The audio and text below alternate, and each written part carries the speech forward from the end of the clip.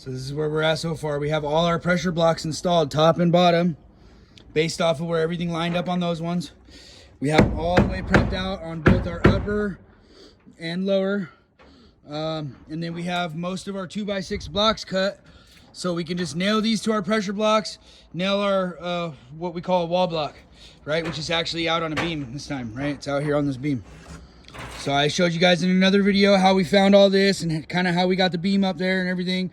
And in this situation, we're just thinking like siders, because me and Aaron together have the most experience together as siders, as a team. And so we just thought about siding and we set it up like this so we could just complete everything as we come this way. And I feel like that's a good setup anytime you're going to be moving horizontally on a wall for any reason. So we got free access to go back and forth, and we just complete everything from over there this way as we go.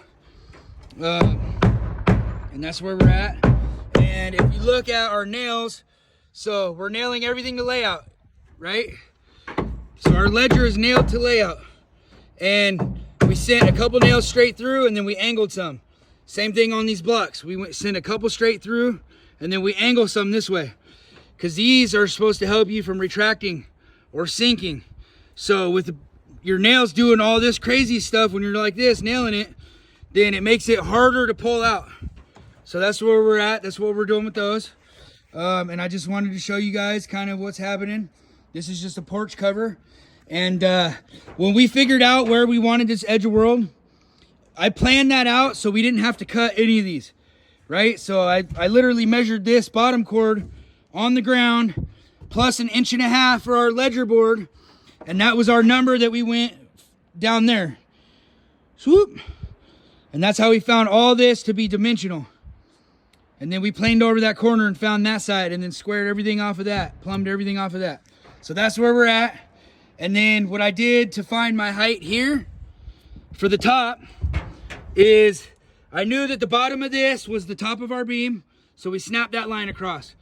Then over there for our little gable ends that are locked in, those are what they are no matter what.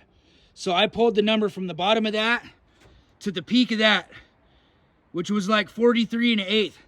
So that's how we knew from the bottom of this to the top of this ledger, we had to be that same number, 43 1/8. So there's the general rundown of what we're doing, how we came at the point that we're at now. So hopefully that's helpful in some way to you guys.